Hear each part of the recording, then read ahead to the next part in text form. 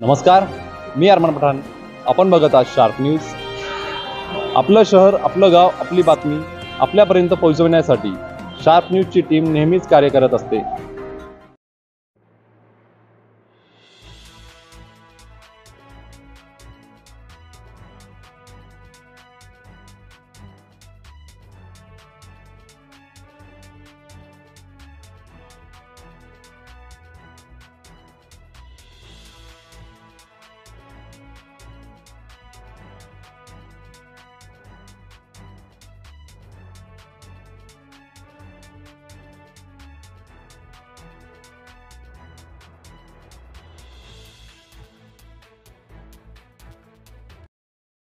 के सदर मौलाना खालिद सैफुल्ला साहब,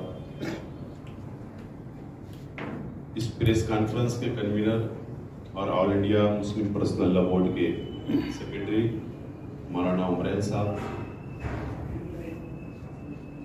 इस प्रेस कॉन्फ्रेंस के अंदर मौजूद all India Muslim personal law board के अरकान, ओहदेदारान और मुकामी तमामी पार्टियों के सियासी नुमाइंदे, तमामी मसलब के जिम्मेदारान और मेरे तमामी पत्रकार साथी, आज का जो मकसद है प्रेस कॉन्फ्रेंस का, all India Muslim personal law board की जानिब से आप लोगों के सामने आया है। आज हमारे लिए, हमारे शहर के लिए एजाज की बात है, फख्र की बात है कि all India Muslim personal law board के तमाम ही जिम्मेदारान मालेगांव शहर आए और वक्फ कानून जो मरकजी हुकूमत ने पास किया है और इस मुल्क के अंदर लागू किया है, उस काले कानून के खिलाफ में जो तहरीक चल रही है, all India Muslim personal law board पूरे मुल्क के अंदर जो तहरीक चला रही है पुरअमन और सभी समाज और सभी धर्म के को साथ लेकर जो ये तहरीक चला रही है, मैं मेरी जानिब से, यानी शहर की जानिब से मैं पाठिंबा जाहिर करता हूं और हिमायत जाहिर करता हूं। सिर्फ दो बात मैं मीडिया के जरिए शहर तक पहुंचाना चाहता हूं। मरकजी हुकूमत ने ये जो काला कानून लाया है, वक्फ अमेंडमेंट बिल, 2014 से आज तक केंद्र की सरकार मुकम्मल तौर पर नाकाम साबित हुई। वादे बहुत बड़े बड़े की, लेकिन मुकम्मल तौर पर नाकाम साबित हुई। और जब कोई राज्य का इलेक्शन आता है, अब जो बड़े राज्यों का जब इलेक्शन आता है, तो केंद्र सरकार ऐसे कानून लाती है जो हिंदू और मुसलमानों को अलग करके अपना वोट बैंक बनाने की कोशिश करती है।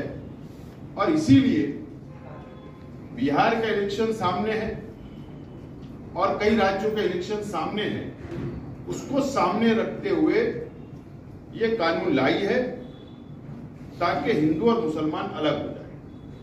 यही उसका साफ तौर पर मकसद है।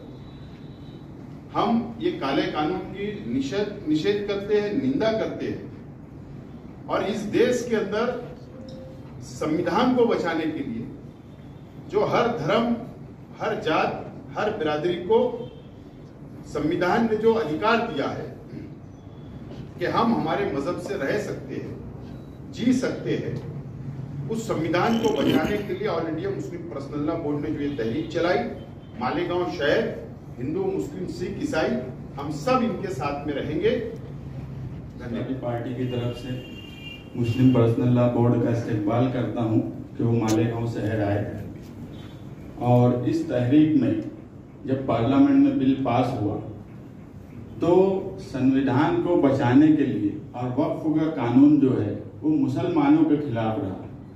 मगर जब पार्लियामेंट में हमने देखा कि अपोजिशन में मुसलमानों से ज्यादा हिंदू, दलित, सिख ने इसका साथ दिया, यही इस मुल्क में उम्मीद की एक किरण है जो सेकुलरिज्म को बचाए रखती है।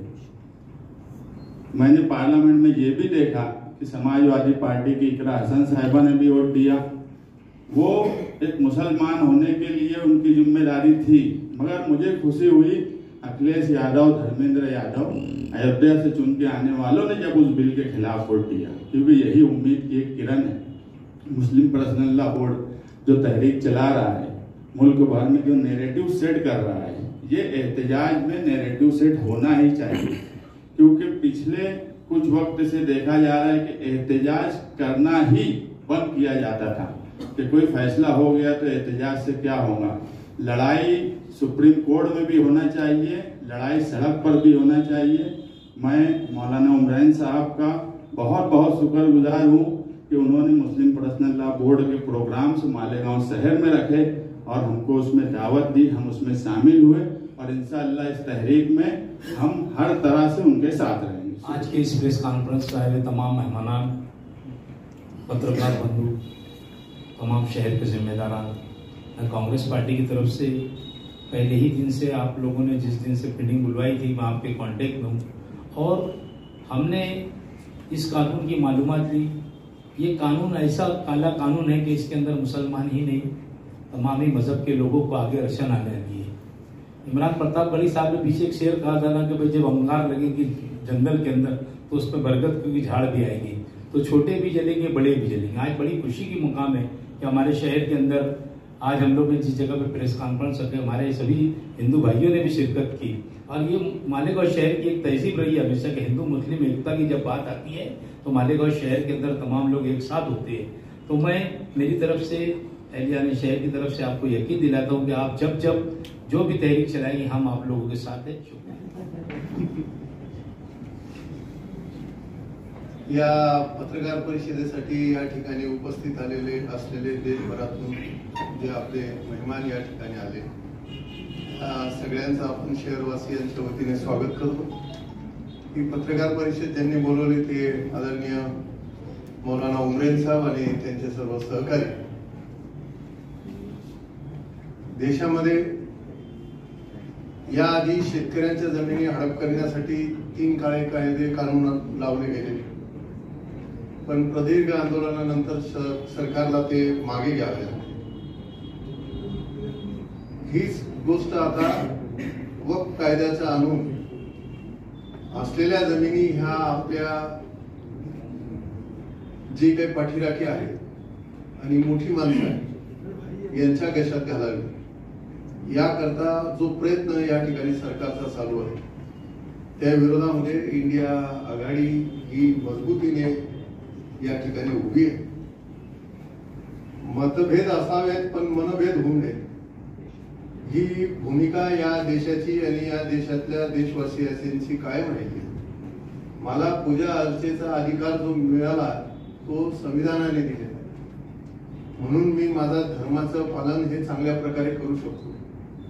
त्या संविधानाची जर अवहेलना या ठिकाणी जर होत असेल तर या देशाचा नागरिक म्हणून मला या संविधानाच्या रक्षणासाठी आणि त्याने बहाल केलेल्या अधिकारासाठी या सगळ्या गोष्टीला विरोध करण्यासाठी उभं राहिलं पाहिजे। हे असं मी एक देश कर्तव्य या ठिकाणी समजतो आणि हे जे आंदोलन या ठिकाणी चाललेलं आहे या आंदोलनाला पुन्हा एकदा इंडिया आघाडीच्या वतीने आम्ही सारे जण या ठिकाणी त्यांच्या सोबत आहोत हे या ठिकाणी आम्ही दर्शवतो। उपस्थित असलेले ऑल इंडिया मुस्लिम वक्फ बोर्डचे सर्व आदरणीय पदाधिकारी, त्याचबरोबर मौलाना साहेबांनी ज्या पद्धतीने या मीटिंगचं आयोजन केलं आणि गेल्या काही दिवसापासून सतत वक्फ बोर्डाच्या संदर्भात ते विशिष्ट अभ्यास करून व्यवस्थितपणे मांडणी करत आहेत। मी या ठिकाणी मालेगाव तालुका काँग्रेसच्या वतीने आणि संपूर्ण इंडिया आघाडीच्या वतीने त्यांना सशर्त पाठिंबा देतो। आम्ही तुमच्याबरोबर कायम आहात, तुम्ही करत असलेले काम अतिशय योग्य आहे हे मी या ठिकाणी नमूद करतो आणि माझे 2 शब्द संपतो। आज क्या मकसद था? देखिए, आज जो प्रेस वार्ता की गई है उसके 3 छोटे-छोटे मकासद।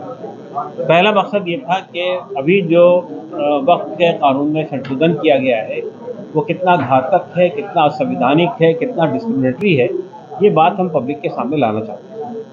दूसरी बात ये है कि इस पर मुस्लिम पर्सनल लॉ बोर्ड पूरे देश में जो अभियान छेड़ा हुआ है वो अभियान कैसे चलाया जा रहा है और उसका उद्देश्य क्या है और किस तरह हम सरकार को मजबूर करना चाहते हैं कि ये वापस ले, ये कानून वापस ले, ये संशोधन वापस ले और पुराने कानून को बहाल करे। तीसरा बात यह है कि ये जो गलत फहमियाँ पैदा की जा रही हैं कि साहब वक्फ की ज़मीन जो है वो हड़प ले जाती है, उसमें ट्रांसपेरेंसी लाने की बात हो रही है, गरीबों को फ़ायदा पहुंचाने के लिए लाया गया है, वक्फ बोर्ड जहां हाथ रख देता है वक्फ की ज़मीन हो जाती है, ट्राइब्यूनल के फैसले को कहीं चैलेंज नहीं किया जाता है। तो ये जितनी गलत बातें पैदा की जा रही है इसको साफ करने की कोशिश है, मुसलमानों के अंदर भी जो भ्रम पैदा किया जा रहा है उसको भी, और जो हमारे हिंदू भाइयों में और सिख भाइयों के अंदर भी जो गलत फहमी पैदा की जा रही है उसको भी साफ करने के लिए प्रस्ताव की है। आगे आपको एहतजाज जो है किस तरीके के किए जाएंगे पूरे? देखिए, अभी जो बात एक आपने सवाल किया था किसी साहब ने, उसका जवाब देना जरूरी है कि हम सिर्फ बड़े बड़े प्रोग्राम जो है बीजेपी रूल्ड स्टेट में कर रहे हैं, ये बात सही नहीं है। सबसे बड़ा प्रोग्राम अभी सबसे पहले जो है वो हैदराबाद में हुआ, वो सबसे बड़ा प्रोग्राम था और वो बीजेपी रूल्ड स्टेट नहीं है। उसके बाद जो है दूसरा प्रोग्राम होना था कलकत्ता में, लेकिन वो अभी टल गया है, कुछ दिन बाद हुआ। इसी तरह अभी 1 तारीख को जमशेदपुर में हो रहा है बड़ा प्रोग्राम। तो देश में हर जगह ये प्रोग्राम हो रहे हैं और देखिए ये प्रोग्राम में जहां हम लोग बड़े जलसे कर रहे हैं, जहां धरने दे रहे हैं, जहां रैली निकाल रहे हैं, जहां जो है ह्यूमन चेंज बना रहे हैं, जहां हमने बत्ती गुल का प्रोग्राम रखा है, जहां हम मेमोरेंडम दे रहे हैं सरकार के सामने, और जहां हमने ये फैसला किया है कि हम फाइनली गिरफ्तारियां भी देंगे और सरकार पे एक तरह से दबाव बनाने की कोशिश करेंगे कि ये लोकतंत्र जो है ये एक बहुत बड़ा साधन है जो हमारे संविधान ने हमको दिया है कि हम सरकार पे दबाव बनाएंगे ताकि सरकार इस असंवैधानिक डिस्क्रिमिनेटरी कानून को वापस ले। असदुद्दीन ओवैसी जो है वो मुस्लिम मसला बोर्ड के सदस्य हैं और इस पूरे मामले में वो लीड भी कर रहे, आगे आगे चल भी रहे। अभी परभनी में उनका स्टेटमेंट हुआ, वहाँ पर उन्होंने सरकार को मतलब आने दिया, महाराष्ट्र सरकार को भी लिया। इस तरीके की दूसरी पार्टी में बातें चल रही है कि मुस्लिम पर्सनल बोर्ड और इस कानून के आगे अपनी सियासी रोटी देख रहे हैं। देखिए, मुस्लिम पर्सनल बोर्ड कोई पॉलिटिकल पार्टी नहीं है। मुस्लिम पर्सनल बोर्ड एक धार्मिक संस्था है और वो पर्सनल के तहफ़्फ़ुज़ के लिए काम कर रहा है। जो हमारे साथ धार्मिक लोग भी जुड़े हुए हैं, पॉलिटिकल पार्टी के लोग भी जुड़े हुए हैं। जब वो बात करते हैं तो वो पर्सनल बोर्ड के उनका जो पैरामीटर है उसके अंदर बात करते हैं। जब आप सवालात करते हैं कुछ ऐसे सवालात जिनका ताल्लुक पर्सनल बोर्ड से नहीं है तो वो जाहिर है कि वो मेंबर ऑफ पार्लियामेंट है तो वो उसी तरह से बात पेश करते हैं, तो उसको पर्सनल बोर्ड से जोड़ के देखिए मत, उनकी व्यक्तिगत राय है। तो अगर व्यक्तिगत राय हर आदमी दे सकता है, तो ये बात कि वो उन्होंने क्या किया है क्या नहीं किया है इसका जवाब तो वो देंगे। जहाँ तक पर्सनल बोर्ड का ताल्लुक है, पर्सनल बोर्ड के प्लेटफॉर्म से जो भी बात की जाएगी वो पर्सनल बोर्ड के दायरेकार के अंदर, उसके फ्रेमवर्क के अंदर।